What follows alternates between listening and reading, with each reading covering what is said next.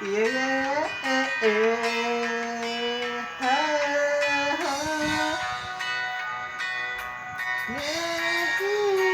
G-Touch na G-Touch.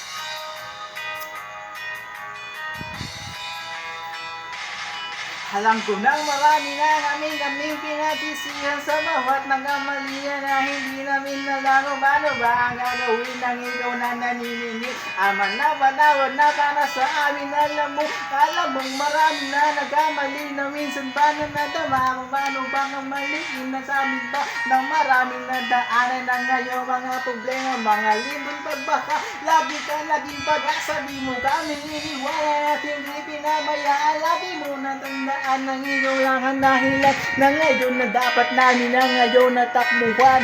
Ngayon ang masalamat dahil sa aming kasalanan, Lord, patawad sa lahat ng aming kamalian, lahat ng yan namin ng pinasisihan, Lord, patawad